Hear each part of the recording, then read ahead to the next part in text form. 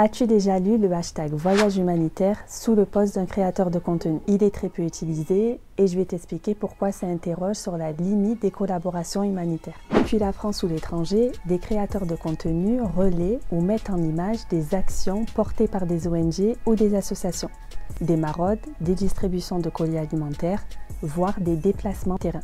Chez Action contre la faim, le mot voyage humanitaire, c'est pas quelque chose qu'on emploie parce que le mot voyage nous fait penser à du tourisme, c'est-à-dire il y a un côté d'aller, un côté quelque part qui pourrait être un peu du voyeurisme. Nous, on parle de déplacement terrain. Les créateurs de contenu sont soumis aux mêmes règles que moi, par exemple, si je me rends dans un de nos bureaux pays, donc si je me rends en Sierra Leone, par exemple. On emploie le terme de voyage humanitaire, mais effectivement, lorsqu'on en discute avec des créateurs de contenu, il peut y avoir une certaine vision qui diffère de l'humanitaire lorsque l'on parle de voyage, qui peut éventuellement être associé à des vacances. Toute mission se doit en fait d'être la plus professionnelle possible. Mais concrètement sur le terrain, comment les créateurs de contenu sont-ils briefés? On a posé la question à 2 ONG. Il y a toujours à minima 3 briefs.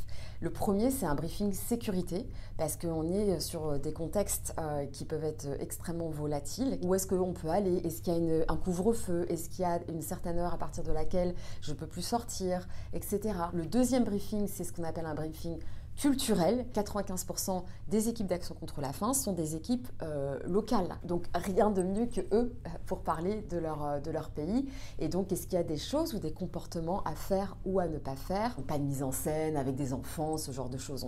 Ça c'est des choses qu'on ne fait absolument pas. Quand on voit une personne blanche qui est entourée d'enfants et qui se met en scène ou pas et qui va diffuser après ces images-là, en fait, ça contribue à nourrir ce cliché, alors que nous, dans la réalité de nos terrains d'intervention, les personnes qui agissent le plus, ce sont les locaux, ce sont les gens qui vivent sur place. Et enfin, le troisième briefing, c'est évidemment le briefing sur nos activités. Les programmes qu'on va voir, donc par exemple des programmes de nutrition dans des centres de santé. Il y a des possibilités de faire des contenus un peu plus condensés, comme par exemple Fukai, qui est parti avec nous au Liban cet été aussi. Il n'y a pas de conditions de format qui est à respecter pour les créateurs de contenu, on ne met pas de brief en avant. En revanche, ce qu'il y a, c'est qu'il y a des consignes qui sont à respecter, des consignes qui ne sont pas liées à la présence des créateurs de contenu, mais des consignes que l'on respecte de base chez Live. 3 exemples, notamment par exemple le respect de la dignité humaine, donc c'est-à-dire que lorsque l'on va prendre des vidéos, lorsque l'on va prendre des photos, on se doit d'avoir toujours l'accord, la permission en fait de la personne ou alors du représentant légal si jamais il s'agit d'enfants, pour justement illustrer et diffuser ces photos, ces vidéos. Chez Live, du coup, on a une politique de communication positive, c'est-à-dire que l'on ne va pas forcément prendre des photos d'enfants qui sont en situation de famine. À l'inverse, prendre des photos en fait ou des vidéos d'enfants en fait qui sont heureux d'avoir reçu un colis alimentaire ou qui sont heureux en fait tout simplement de pouvoir manger. Et l'une de nos consignes aussi principales, c'est de ne jamais mettre en concurrence ces 2 créateurs ou ces 3 créateurs ou ces créateurs-là. Chacun en fait participe tout simplement à la cause de la manière qui lui semble la meilleure. Au-delà du format et du message, interrogeons-nous sur la nature de l'opération.